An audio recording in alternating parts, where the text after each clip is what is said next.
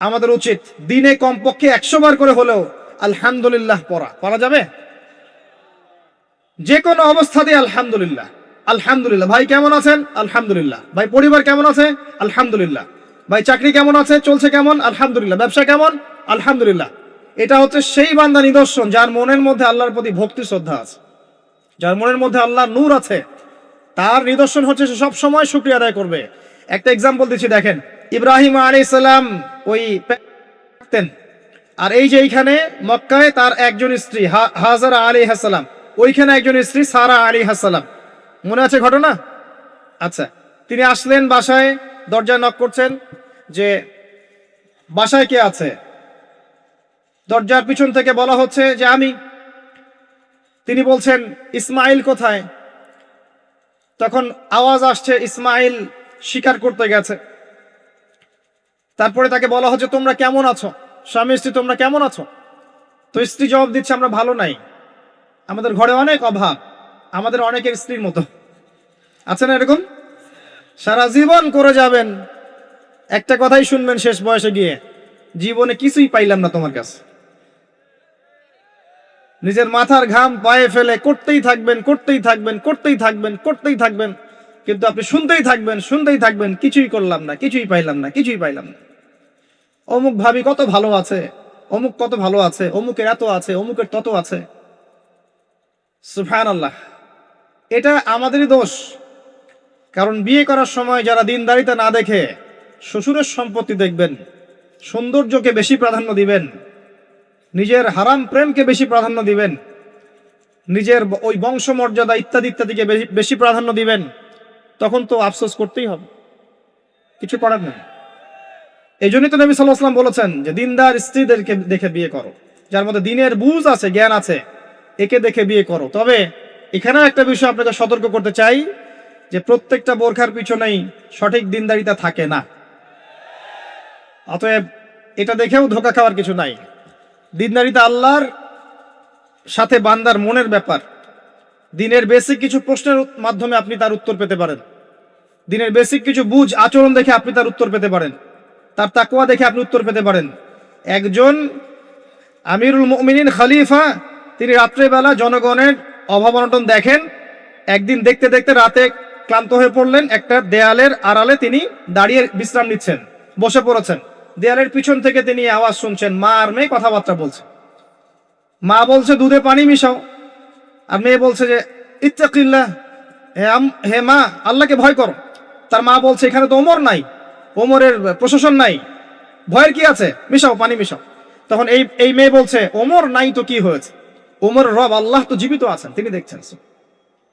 ওমর রাদিয়াল্লাহু আনহু পরের দিন ওই বাড়িটা মার্ক করে রাখলেন রাত্রেবেলা। পরের দিন তার ছেলেকে নিয়ে আসছেন এই বাসায়, এসে মেয়ে দেখাচ্ছেন, এই মেয়ে পছন্দ হয় কিনা দেখো।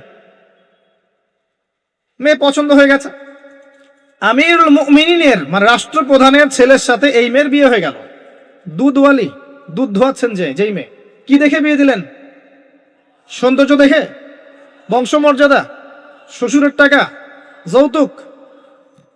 এই কাজ যদি আমরা করতে না পারি, সংসারে শান্তি আসবে না, তখন কিছু করার থাকবে না ভাই। কারণ এই ফিতনায় একবার ঢুকে গেলে জীবনটা মেসাকার। এগুলো ডিল করতেই দিন দিন অনেক চলে যাবে। দিনের ফিকির পরে দেখবেন পরিবার সামলাতেই সময় শেষ, দিন শেষ। মানসিকভাবে যদি আপনি ফ্রেশ না থাকেন, ভালো না থাকেন, সাউন্ড না থাকেন, আপনি দিনের জন্য কিন্তু কিছু করতে পারবেন না। আর পরিবারে যদি নেককার স্ত্রী না থাকে, আপনি মানসিকভাবে ভালো থাকবেন না, এটা প্র্যাকটিক্যাল কথা। তো ওই যে স্ত্রী বলছে আমরা ভালো নাই, ইসমাইল শিকার করতে গেছে, আমরা ভালো নাই, একবেলা খাই একবেলা খেতে পারি না, ভালো নাই। ইব্রাহিম আলাইহিস সালাম বলছেন ঠিক আছে, ইসমাইল বাসায় আসলে ওকে বলো যে তার বাবা এসেছিল, আর তাকে বলো যে ঘরের চৌকাঠটা যেন পরিবর্তন করে। কথা কি বুঝতে পারছেন? ইসমাইল আলাইহিস সালাম আসলেন, একজন বৃদ্ধা লোক এসেছিল বাসায়, তোমার বাবা পরিচয় দিয়েছে। কি বলেছে? বলেছে যে ঘরের দরজা যেন পরিবর্তন করি। তখন তিনি বলছেন তুমি কি এমন বলেছিলে যার কারণে এই কথাটা বলেছে? তো তিনি বলছেন আমি বলেছি আমরা ভালো নাই, আমরা অভাবে আছি, তুমি শিকারে গেছো ইত্যাদি।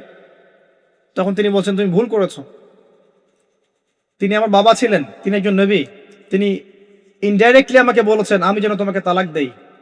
এক কথায় তালাক হতে পারে? দিনদারিতা না থাকলে তালাক দেয়া যায়? যদি ধৈর্য ধরতে ধরতে ধরতে ধরতে আপনি অতিষ্ঠ হয়ে যান, দিনের ব্যাপারে আর কম্প্রোমাইজ করতে পারেন না, সেক্ষেত্রে তালাক একটা অপশন আছে। এটা খারাপ নয়, যদিও এটা মন্দের ভালো একটা অপশন, কিন্তু সবর করতে উৎসাহিত করা হয়েছে।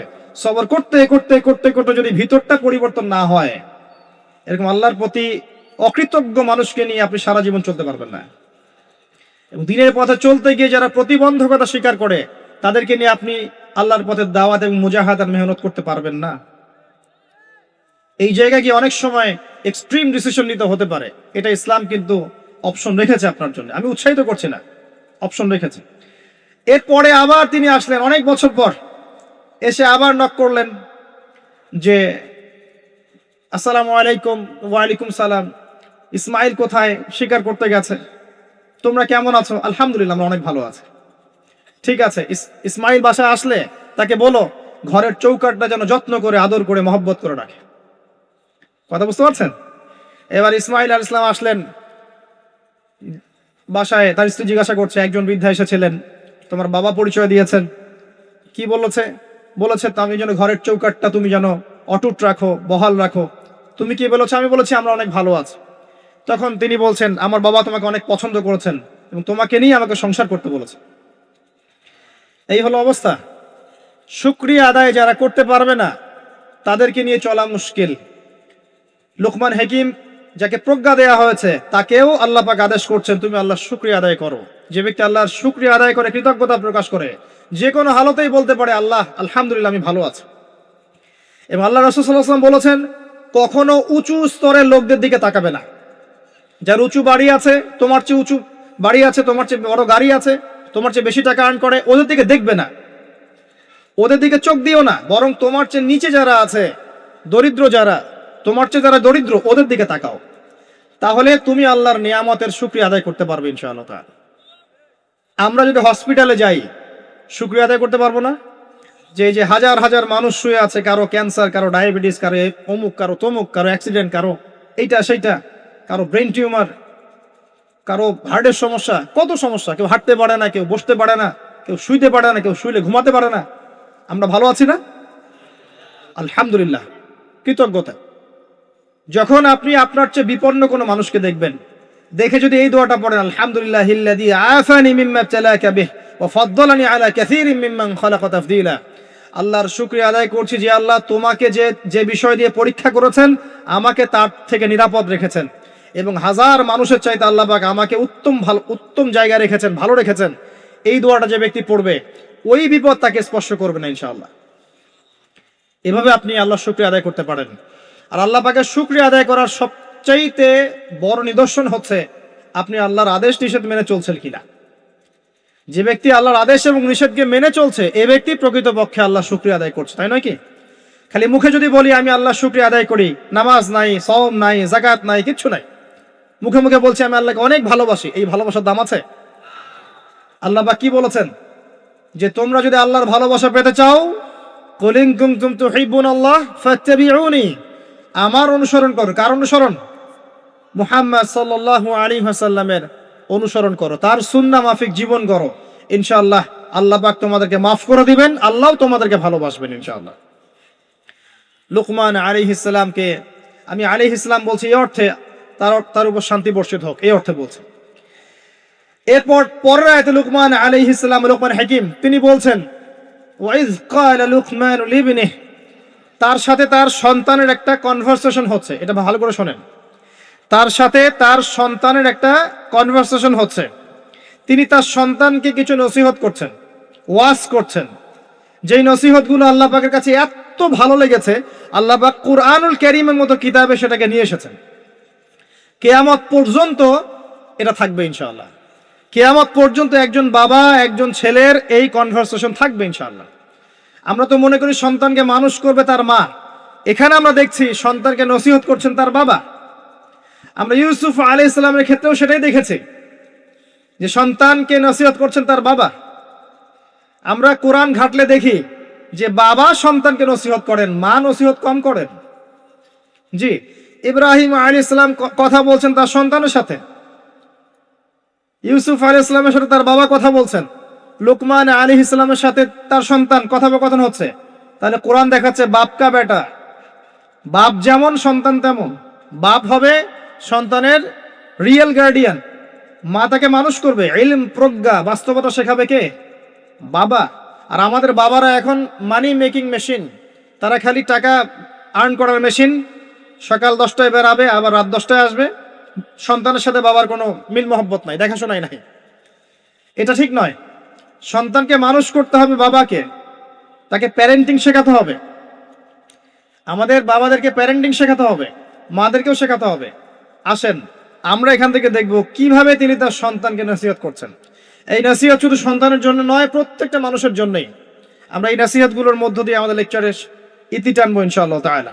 আসুন, ওয়াইজ ক্বালা লুকমান লিবনিহি, যখন লুকমান হাকিম তার সন্তানকে বলেছিলেন, কি বলেছেন? ইয়া বুনাই, আদর করে বলছেন, হে আমার সন্তান, বাবা শুনো, লা তুশরিক বিল্লাহ। প্রথম নসিহত কি?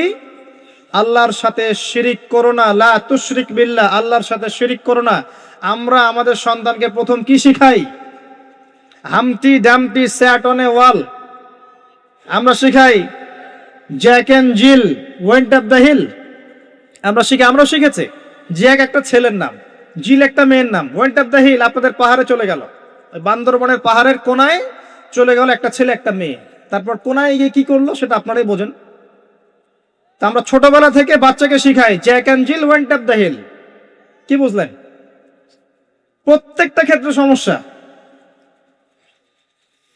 আপনি শরিয়াতে কি শিখাচ্ছেন? আমটি আপনি খাবেন পেরে? কার গাছের আম আপনি পেরে খাবেন? যাত্রার গাছের আম আপনি পেরে খাইতে পারবেন? শুরুতে অজগর আসছে তেরে, সন্তানকে ভয় দেখে, অজগর তেরে আসছে। ওই বাচ্চা অজগরের কি বোঝে? শরিয়তে অজগর আসছে তেরে, ভয়, আগে ভয় শেখানো হচ্ছে। শরিয়তে অজগর আসছে তেরে, ভয়, আপনি ভয় পাচ্ছেন, বাচ্চা ভয় পাচ্ছে, রাত্রে ঘুমের স্বপ্ন দেখবে অজগর তেরে আসছে। হ্যাঁ, আপনি বাচ্চার সাথে যে কথোপকথনগুলো করবেন রাত্রে, সেগুলো সে স্বপ্ন দেখতে পারে। শরিয়াতে আপনি শেখাচ্ছেন আমটি খাবো পরে, কার গাছের আম পেরে খাবেন? গাছ কি আপনার? যাত্রার গাছের আম পেরে খাবে? সে চুরি করা শিখলো সে। এই তো হচ্ছে এখানে শাব্দিকভাবে পরিবর্তন না আনতে পারলে, নৈতিকতা না ঢুকাতে পারলে সমস্যা তো। আর কালচার এভাবেই চলছে কেন? কেউ এগুলো নিয়ে মাথা ঘামায় না কেন? সুবহানাল্লাহ, বই পুস্তক এখন টোটালি চেঞ্জ হয়ে যায়, দিন দিন চেঞ্জ হচ্ছে। দেখবেন আগে আমরা অনেকগুলো নজরুলের কবিতা পড়তাম, কবিতা নাই, আস্তে আস্তে আস্তে আস্তে ভ্যানিশ। একটা ভিতর থেকে একটা আদর্শ আপনাকে ইনজেক্ট করা হচ্ছে। কোন আদর্শ সেটা আপনি খুঁজে বের করেন, এবং যে আদর্শটা রাখা উচিত সেটাকে আস্তে আস্তে মাইনাস করা হচ্ছে। কোনটা সেটা আপনি ভাবেন। সন্তানকে বাবা শেখাচ্ছে ইয়া বুনাই লা তুশরিক বিল্লাহ। কোন পরিবারে এই লুকমান আলাইহিস সালামের মতো পিতা সন্তানকে শেখায় ছোটবেলায়, বাবা আল্লাহর সাথে শিরিক করো না? এটা একটা জায়গায় সম্ভব, যারা ইসলামিক লাইনে পড়াশোনা করছেন, মাদ্রাসায় পড়াশোনা করছেন। আর এখানে আমরা এমন ভাবে তাকাই এদের দিকে যেন এরা সমাজের সবচেয়ে নোংরা কীট নাকি, নাউযুবিল্লাহ। তো দেখেন, আমরা আরো শিখাই বাবা তোমাকে বড় হতে হবে, নিজের পায়ে দাঁড়াতে হবে, বৃদ্ধ বয়সে বাবাকে দেখতে হবে, মাকে দেখতে হবে, প্রতিষ্ঠিত হতে হবে। আগে আমরা বাচ্চাদেরকে এগুলো শিখাই। আর লুকমান হাকিম তার সন্তানকে শিখাচ্ছেন প্যারেন্টিং। দেখেন ইসলামিক প্যারেন্টিং, যে প্যারেন্টিংটা আল্লাহ পাক কবুল করেছেন, কোরআনে নাজিল করেছেন, কিয়ামত পর্যন্ত থাকবে ইনশাআল্লাহ। বাবা আল্লাহর সাথে শিরিক করো না। আগে সন্তানকে শেখান শিরিক কি জিনিস, তাওহীদ কি জিনিস। তখন সন্তান প্রশ্ন করবে বাবা শিরিক কি, তখন আপনি আস্তে আস্তে ওর বুঝ অনুযায়ী ওকে বলবেন।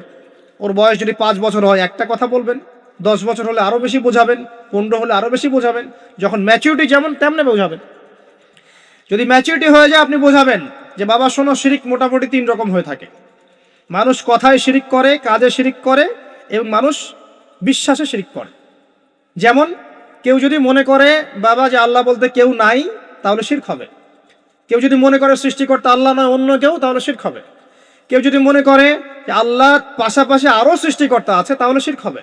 সন্তান বুঝবে না, একটা স্কুলের বাচ্চা বুঝবে না, ক্লাস 9-10 এর বাচ্চা বুঝবে না, কলেজের বাচ্চা বুঝবে না,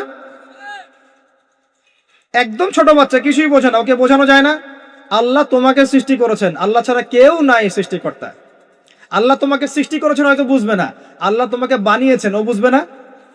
আল্লাহ তোমাকে বানিয়েছেন, এই দেখো বাবা বাড়িটা আমরা বানিয়েছি, তোমার বাড়ি আমাদের বাড়ি আমরা বানিয়েছি, ও বুঝবে না? আল্লাহ তোমাকে বানিয়েছেন, তুমি মায়ের পেটে ছিলে, সেখান থেকে আল্লাহ তোমাকে দুনিয়ায় নিয়ে এসেছেন, বুঝবে না? বাচ্চাদের একটা ফিলোসফি থাকে, বাচ্চারা অনেক কিছু বোঝে, জানেন? বাচ্চারা অনেক কিছু বোঝে। একটা বাচ্চাকে আপনি বলেন প্যান্টটা খোলো তো, ও খুলবে না জীবনেও। একটা বাচ্চাকে বলেন এই তোমার প্যান্টটা খোলো, দেখি তুমি মুসলমানি করেছো কিনা। আমরা মজা করি না ছোটবেলায়, বাচ্চারা খুলতে চায় না, কারণ এই যে লজ্জাশীলতা আল্লাহ পাক দিয়ে তাকে পৃথিবীতে পাঠিয়েছেন। বাচ্চাদের ফিলোসফি আছে, এটা নিয়ে যারা বাচ্চাদেরকে নিয়ে পড়াশোনা করে, আপনার কোর্স করায়, ট্রেনিং দেয়, তাদেরকে জিজ্ঞাসা করেন। বাচ্চাদের সাথে শুদ্ধ ভাষায় কথা বলতে বলা হয়, বাচ্চাদের সাথে শুদ্ধ ভাষায় কথা বলতে বলা হয়, যাতে ওরা শুদ্ধ ভাষা শেখে। বাচ্চাদের সাথে বাচ্চাদের মতো আচরণ করতে নিষেধ করা হয়, এখন তাদের সাথে ম্যাচিউরড আচরণ করতে উৎসাহিত করা হয়, তারা শিখবে বাস্তবতা কি জিনিস। বাচ্চাদেরকে বেশি বেশি খেলাধুলা করতে উৎসাহিত করা হয়, খেলার মধ্য দিয়ে নেতৃত্ব দেওয়ার গুণাবলী অর্জন হয়। ওদেরকে মাঠে খেলতে দিতে হয়, বৃষ্টি কাদায় মাখামাখি করতে দিতে হয়, ওরা বুঝবে। গায়ের সাথে যখন মাটি লাগবে, প্রকৃতির সাথে মিশবে, ওরা হৃদয়টা বড় হবে। দেখবেন মুহাম্মদ সাল্লাল্লাহু আলাইহি সাল্লামকে যখন তিনি জন্ম নিয়েছেন, প্রথম 4-5টা বছর তাকে ওই আরবের বেদুইনদের কাছে রাখা হয়েছে। ওখানে তিনি ভাষা শিখেছেন, মরুভূমিতে দৌড়িয়েছেন, খেলেছেন, ফিজিক্যালি স্ট্রং হয়েছেন, ভাষা শিখেছেন, শুদ্ধ কথা শিখেছেন। এরপরে হৃষ্টপুষ্ট হয়ে তারপর মায়ের কাছে ফেরত দেওয়া হয়েছে। এখনকার জেনারেশনে বাচ্চাগুলোকে দেখেন কিভাবে বড় হয়ে ওঠে। আসেন, অনেক লম্বা হয়ে যাবে, আগে পয়েন্টে চলে আসেন। বাচ্চাকে বোঝানো যায় না, যে এর বয়স হিসাবে আপনি বুঝাবেন যে কেউ যদি মনে করে যে বাবা আল্লাহর পাশাপাশি অন্য কোনো সৃষ্টিকর্তা আছে যে তোমাকে বানিয়েছে, তাহলে শিরক হয়ে যাবে। আর শিরকটা হচ্ছে এমন একটা পাপ। শিরকটা কি আব্বু জিজ্ঞাসা করবে, বাবা শিরক এমন একটা পাপের নাম যেই পাপটা আল্লাহ পছন্দ করেন না। এটা একটা খারাপ জিনিস, পাপ হয়তো বুঝবে না। শিরক একটা কি জিনিস? খারাপ জিনিস। শিরক খারাপ।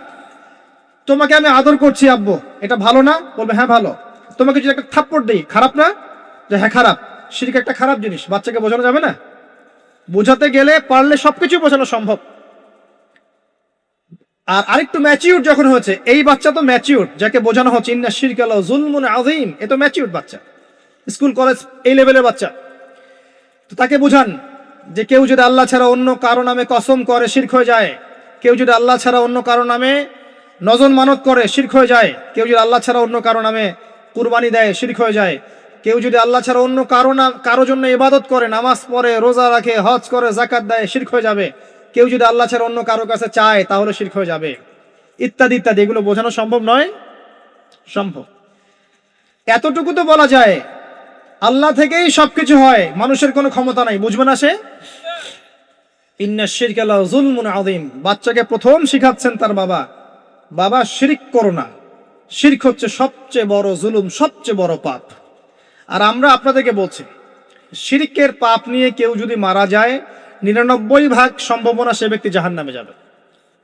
99% সম্ভাবনা কেউ যদি শিরকের পাপ নিয়ে মারা যায়, 99% সম্ভাবনা হচ্ছে সে ব্যক্তি জাহান্নামে যাবে।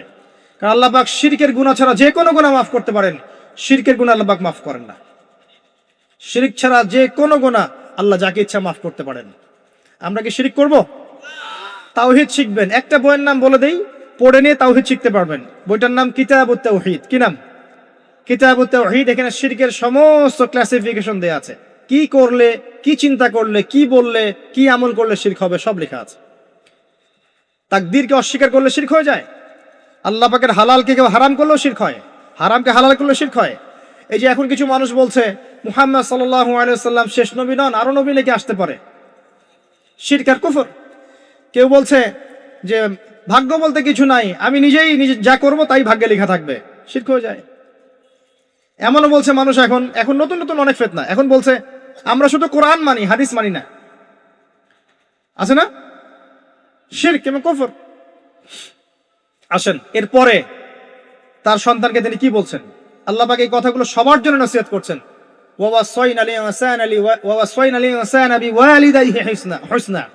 এরপর আল্লাহ পাক বলছেন মানুষকে আদেশ করা হচ্ছে যেন মানুষ তার পিতা মাতার সাথে সুন্দর আচরণ করে। তার মা তাকে কষ্টের পর কষ্ট সহ্য করে গর্ভধারণ করেছে। ওয়া ফিসালুহু ফি আমাইন, তাকে প্রসব করেছেন এবং 2 বছর দুধ পান করিয়েছেন। আনিশকুরলি, মানুষকে আদেশ করা হচ্ছে যেন মানুষ আমার শুকরিয়া আদায় করে, আল্লাহ পাক বলছেন। ওয়ালি ওয়ালিদাইক, এবং তার পিতামাতার শুকরিয়া আদায় করে। ওয়া ইলাইয়াল মাসির, আমার কাছেই ফিরে আসতে হবে। এই যে একটা আয়াতে কত শিক্ষা।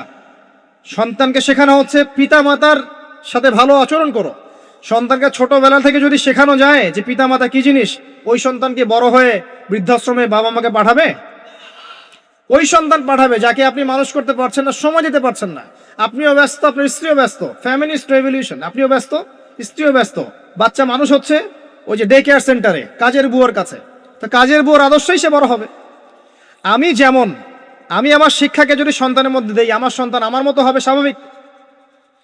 আমার শিক্ষা না পেয়ে যদি অন্য কারো শিক্ষা সে পায়, তাহলে তার মতো হতে পারে, এটাই স্বাভাবিক। আপনি আপনার জায়গা থেকে চেষ্টা করলেন, ভবিষ্যতে গিয়ে আমাদের অবর্তমানের সন্তান কোন পথে যাবে আমরা জানি না। জানি নূহ আলাইহিস সালামের সন্তান বিপদগামী হয় নাই? হয়েছে, এটা পরের ব্যাপার। আমরা তো আমার জায়গা থেকে চেষ্টা করব না?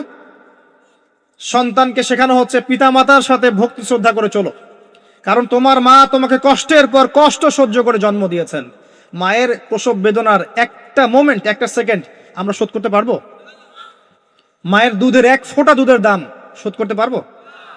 আজকে সেই মাকে দেখেন বৃদ্ধাশ্রমে রেখে আসে, সেই মাকে দেখেন মার্ডার করছে সন্তান সম্পত্তির জন্য, করছে না? এগুলো কি নতুন কথা না? অহরহ হচ্ছে এগুলো এখন। এবং আপনি এখানে পিতা মাতারও দোষ এড়াতে পারেন না। যখন পিতা মাতা সন্তানকে ইসলামিক আদর্শে বড় না করে ওই অন্যান্য বস্তুবাদী আদর্শে বড় করেছে, তখন সন্তান বড় হয়ে এমন বিপদগামী হয়েছে। এখানে পিতা মাতারও দোষ আছে। আল্লাহ পাক আমাদেরকে বোঝার তৌফিক দান করুন। আল্লাহ পাক এরপরে আবারও বলছেন, আমার শুকরিয়া আদায় করো, তোমার পিতা মাতারও শুকরিয়া আদায় করো। মনে রেখো, আমার কাছেই তোমাদেরকে ফিরে আসতে হবে। একটা দোয়া আল্লাহ শিখিয়ে দিয়েছেন অন্য একটা সূরার মধ্যে, যে যখন তোমাদের পিতা মাতা বৃদ্ধ বয়সে চলে যাবে, তাদের সাথে এমন আচরণ করো যে উফ শব্দটা পর্যন্ত তাদেরকে বলো না। উফ শব্দটাও বলো না, বিরক্তি ভরে উফ শব্দটিও করো না। কোন সূরায় আছে? সূরা বনী ইসরাঈলের মধ্যে আছে। وقضى ربك ألا تعبدوا إلا إياه وبالوالديه إحسانا وإما يبلغن عندك الكبر أحدهما أو كلاهما فلا تقل لهما أف ولا تنهرهما وقل لهما قولا كريما واحفظ لهما جناح الذل من الرحمة, তাদের জন্য ভালোবাসার এই বাহু প্রশস্ত করে দাও। ওয়াকুর রব্বিরহামহুমা কামা রব্বায়ানি সগীরা। আমরা এই দোয়াগুলো করব পিতামাতার জন্য। আল্লাহ পাক তৌফিক দান করুন। যাদের পিতামাতা নাই তারা জানে মা কি জিনিস আর বাবা কি জিনিস। আরেকটা হাদিস বলি আপনাকে, অন্যদিকে যাচ্ছি। নবী সাল্লাল্লাহু আলাইহি ওয়াসাল্লাম বলেছেন 3 ব্যক্তির জন্য ধ্বংস, তার মধ্যে এক ব্যক্তি হচ্ছে সেই ব্যক্তি যে ব্যক্তি রমজান মাসকে পেয়েছে, নিজের আমল করে গুনাহ মাফ করাতে পারে নাই। 2 নম্বর সেই ব্যক্তি যে ব্যক্তি বৃদ্ধ পিতামাতাকে পেয়েছে, দুজনের একজনকে পেয়েছে বা দুজনকে পেয়েছে, তাদের খেদমত করে জান্নাত লাভ করতে পারে নাই। আর 3 নম্বর সেই ব্যক্তি যার সামনে নবীর নাম উচ্চারণ করা হয়, নাম শুনে সে দরুদ পড়ে না, সাল্লাল্লাহু আলাইহি ওয়াসাল্লাম বলে না। এখানে আছে পিতামাতাকে পেয়েছেন,